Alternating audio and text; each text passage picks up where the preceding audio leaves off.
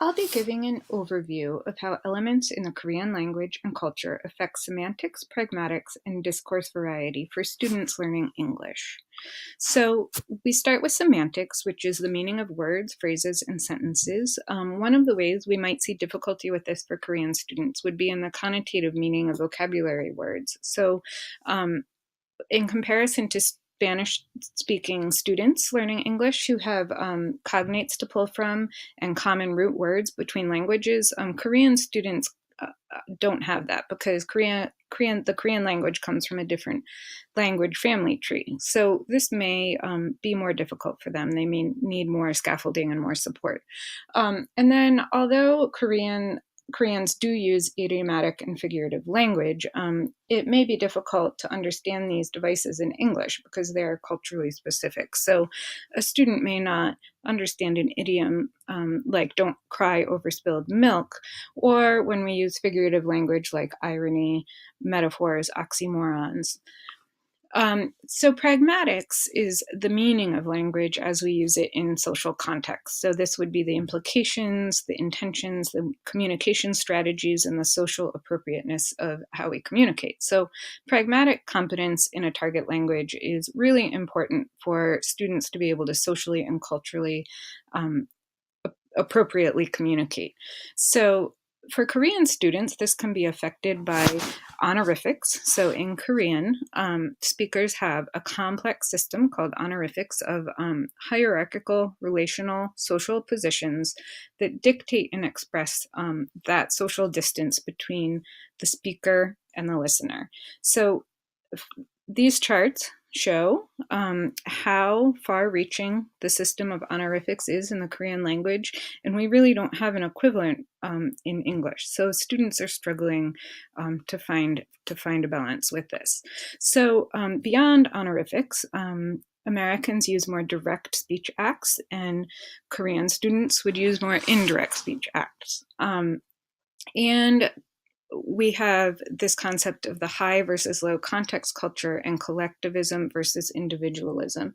So I'm going to talk about these a little bit more because this really affects pragmatics and how students learn English. So Korea is a high context collectivist culture. So this means that what is not said can carry as much weight or more weight than what is said.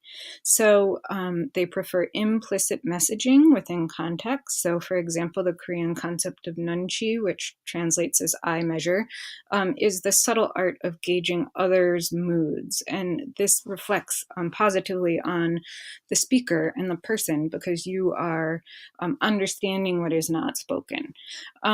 So Korean students also dislike direct expression. The speech can go around the point and does not even need to necessarily be verbalized. They view their self in connection to others. So they define themselves in their relation to other people, and they give others face priority when conflicts arise. So politeness and public image take precedence over your own message or what you're trying to say. So quickly, America is a low context individualist culture that relies on explicit verbal communication. We're much more straightforward. We dislike ambiguous expressions. Our speech is more direct, and we define ourselves really based on our own personal traits rather than in relation to others.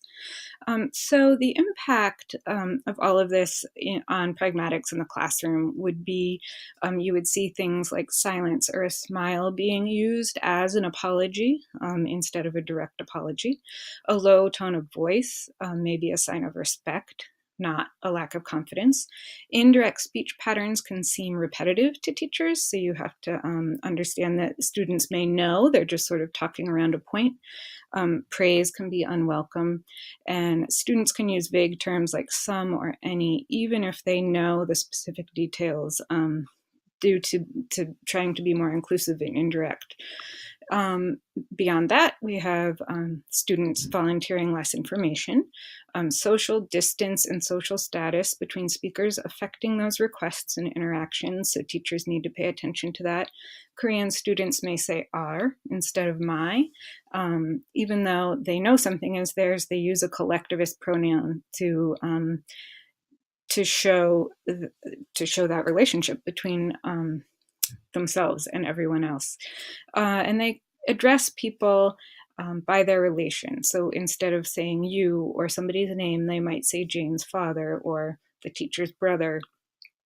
So discourse varieties in the classroom could be affected, for example, through writing style. So a Korean student's writing style may be much more circuitous than we're used to seeing. They may talk around the main point instead of stating a topic sentence and specific evidence.